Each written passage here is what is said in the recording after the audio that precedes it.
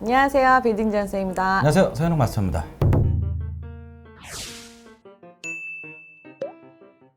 저도 개인적으로 궁금한 건데 어떤 분이 강남 꼬빌 투자 가능, 현금이 궁금해요 라고 했거든요. 강남에서 꼬마 빌딩 우선 기준이 몇 평이며 이걸 하려면 최소 몇 억이 있어야 되는지 현실적으로 좀 얘기 좀 부탁드리겠습니다. 그 꼬마 빌딩, 네, 이제 제일 작은 걸 말씀드리자면 50평 밑으로는 저는 안 합니다. 모양이 안 나와요. 일단 했을 때 모양이 안 나와서 50평 밑으로는 안 하고, 50평짜리를 기준으로 했을 때 보통 실제 들어가는 현금이 한 20억 초반에서 중반 요 사이쯤 돼요. 여기에는 이제 저희가 이제 들어간 건물 매입 비용, 취등록세, 1년치 이자 비용, 뭐 설계, 시공, 저희 주시는 이제 컨설팅 비용까지 다 포함된 금액이고요. 나머지는 이제 대출입니다.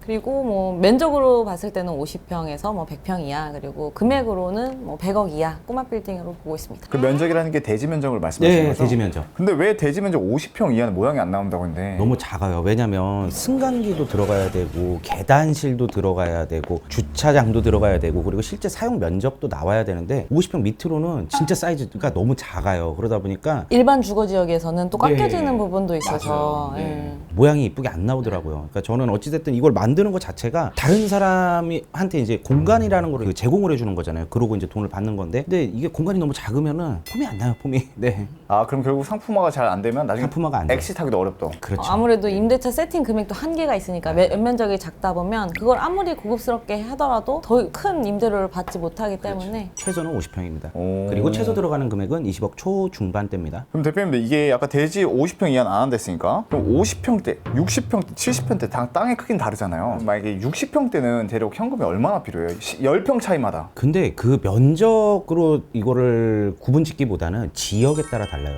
예를 들어서 역삼동의 60평과 도곡동의 60평과 혹은 청담동이나 신사동의 60평, 땅값이 다르잖아요. 예를 들어 역삼동에서 8천 9천에 매입했어. 들어가는 공사비는 똑같거든요. 근데 청담동에서는 혹은 신사동에서는 1억 3천 4천에 매입했어. 그러면은 이제 들어가는 공사비는 똑같지만 원가 자체가 다르잖아요. 청담동에서 혹은 신사동에서 60평짜리를 하려고 하면은 내가 들어가는 현금 한 35억 들어갑니다. 근데 역삼동에서 그걸 한다, 혹은 도곡동에서 한다, 아까 말씀드렸던 대로 뭐 8천 9천에 매입해서 한다, 네, 20억 후반 중후반 정도로 가능합니다. 대표님, 갑자기 뜬금없는 질문인데요. 아마 시청자분들 분명히 궁금할 거예요. 우리가 뭐든 뭐 살 때 기준 가격이 있는 거잖아요. 자동차 중형 세단 하면 벤츠 E클래스를 기준으로 봤을 때 얘보다 비싸면 아 이게 좀 비싼 차들이다, 좀 떨어지면 아 이게 싼 차들이다. 강남에도 동이 여러 개 있잖아요. 가장 대표님들이 봤을 때 기준가를 잡는 동이 어디세요? 기준을 잡는 건 역삼동과 논현동이죠. 이유는요? 일단 역삼동 논현동이 가장 크고요. 기본 기준은 네, 이거예요. 기준이에요. 역도 되게 많고 그 일하시는 실제 직장인 수요가 거의 이쪽에 다 몰려 있거든요. 그래서 이 역삼동 논현동을 기준으로 그 위에 한강변에 가까워지면 역삼동 논현동보다 조금 더 비싸지고, 조금 아래로 와지면 조금 싸지는, 예, 그래서 기준으로 보시면 좋을 것 같습니다. 아 역삼 논현이? 네. 근데 역삼 논현도 진짜 블럭마다 다 달라요. 아, 그쵸. 네. 다르죠. 오, 와 이거 또 신기하다. 전 궁금했었거든요. 이 분명 기준가가 되는 데가 있을 텐데 막 뉴스에서도 어디 서울 아파트 어디 딱 기준 잡고 올라가네 떨어졌네 막 이런 말 많이 하잖아요. 역삼동만 놓고 말씀드리자면 테헤란로가 있어요. 이 거기는 큰 빌딩들, 제외죠. 그리고 이면 들어오면 먹자 상권에 붙은 3종들. 저희가 말씀드리는 그쵸. 건 이제 일반 주거 지역을 그쵸. 기준으로 2종이나 말씀드리는 3종. 겁니다. 네. 또 안에 들어오면 주거 지역도 있어. 이 안에서 이게 업무와 상업이 다 돌아가니까. 너무 재밌네. 자, 대표님도 어떤 질문이 있었냐면 아까 이제 현금이 필요했잖아요. 이제 반대로 대출을 받잖아요. 이제 아까 다 나머진 대출이랬는데 빌딩 구입에 10억, 20억씩 대출을 받는 거 보면 원리금을 같이 갚는 게 아니고 이자만 갚아 나가는 건가요? 대출 이자 상환 방식에 대해서 궁금한 분들이 있는 것 같은데. 딱 말씀드릴게요.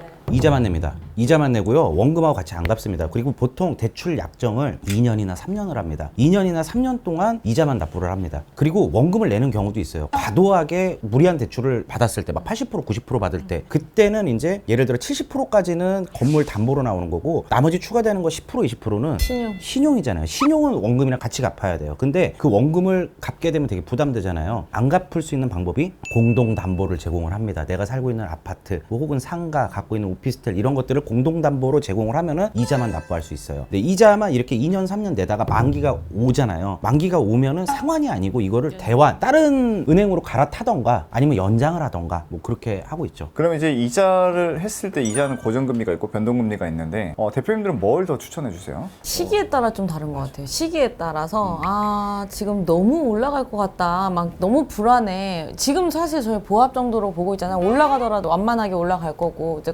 가파르게 올라갈 거다 하면 당연히 고정을 하셔야 되시고. 그럼 지금 촬영일 기준으로 현재 대출금리 대략 몇 퍼센트 정도예요? 지금 저희 요즘 내는 게 괜찮은 거 기준으로 4.8 정도 되고 평범한 분들이 보통 이제 5, 4.8에서 5 요 사이 왔다 갔다 하고요. 진짜 완전 초우량이다 이러면 이제 저 4% 초반도 봤어요. 사실 4.2도 봤어요. 근데 그거는 사실 기업이 오랫동안 됐고 맞아요. 매출이 높고 보통의 신규 법인들은 4% 후반에서 5%라고 초반. 보시면 네, 될 것 그렇죠. 같습니다. 네. 이게 아주 정상적인 금리인 거죠? 정상입니다. 현금이. 네. 그럼 2%, 3% 때는 이제 우리가 너무 생각할 필요도 없고 2% 3%는 머릿속에서 지워야 됩니다. Hey, don't even worry about it.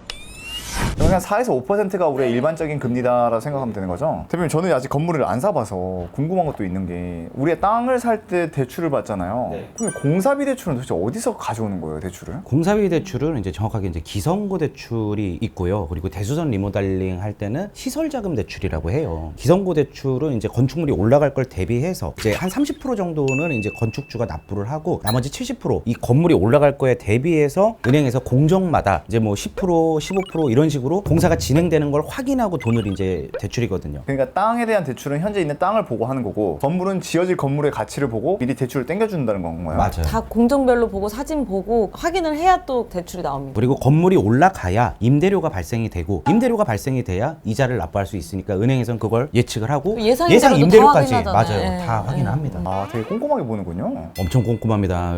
은행이 그렇게 호락호락하지 않아요. 네. 주변에 그 예상 임대료가 맞춰질지 이런 것들도 다 검토하고 진행을 하고 있어요.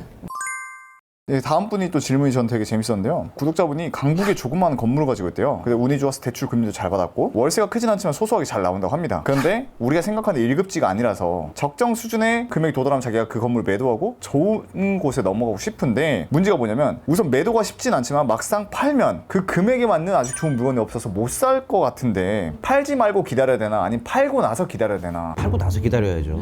그거 당연한 거예요. 아무리 좋은 거 만약에 생겼어. 내가 사고 싶은 게 50억짜리 너무 좋은 게 나타났어. 근데 당장 내가 돈이 없어. 뭐 이거 팔릴 거예요. 이거 좋은 매물이 나오면 기다려 주냐고요. 일주일 안에 이건 무조건 나가는 거죠. 왜냐면 생각보다 준비된 사람들이 되게 많거든요. 아니 그래도 내가 막상 팔았잖아요. 그럼 돈이 놀고 있는 거잖아요.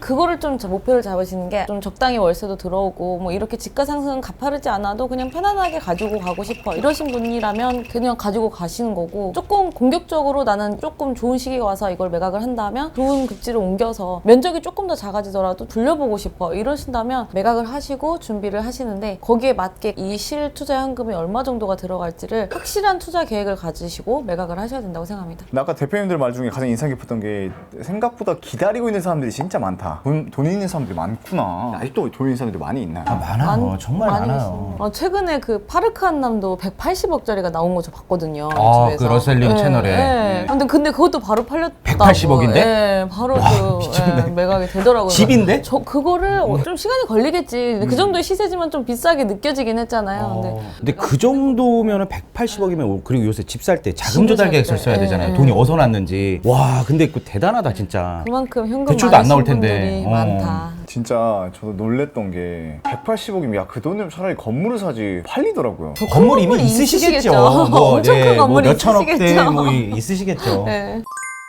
자기가 강동구에서 상업지에 11층짜리 근생 건물 지어서 1층에 카페를 운영하고 있대요. 되게 대단하시잖아요. 이분도 대표님들처럼 책을 쓰려고 하는데 이것보다 자기가 건물주라는 걸 알아서 은근 저한테 사기치려는 사람들이 있네요. 두 분은 어떻게 그런 걸 극복하시고 여기가 너무 세 보이니까 그런지 저는요 일단 와서 돈 얘기 하잖아요. 그냥 제가 주면 좋지 거래를 일단 하지 않습니다. 그리고 저는 제가 하는 일 외에는 다른 일을 하지 않아요. 솔직히 제안 되게 많이 들어오거든요. 같이 이거 해보자, 같이 저거 해보자, 혹은 뭐 투자해줘 뭐 이런 얘기 많이 들어오는데 안 합니다. 간단하게 이거 통장이 저한테 없어요. 여기에 있습니다. 네, 그렇게 얘기하고 나한테 돈 얘기하지 말고 일 얘기하지 말고 아무것도 하지 마. 그냥 끊으세요. 그리고 왜냐면 사람이 사기당하는 게 뭐 돈 얼마 주면 얼마 불려줄게, 뭘 더 가치를 만들어줄게 이런 건데 세상에 진짜 그런 거 저희가 없어요. 없었을 때 저희가 네. 정말 3천만 원 막 모으고 막 이럴 때는 사기 많이 당했던 것 같아요. 이 3천만 원을 빨리 막 불리고 1억으로 싶어서. 불리고 싶고 막 네. 그래 3억으로 불리고 싶고 해서 네. 뭐 어디 해볼까 이러면 그걸 또 꼭 다 주변에 나타나. 네, 근데 그때 좀 한 2번 정도 사기를 당했습니다. 서마스터님은 약간 약간 거절을 잘 하시잖아요. 네. 근데 진영쌤은 약간 좀 유하셔서 잘 들어주시고. 더 잘해요. 더 오- 거절 잘해요. 오히려 여기에서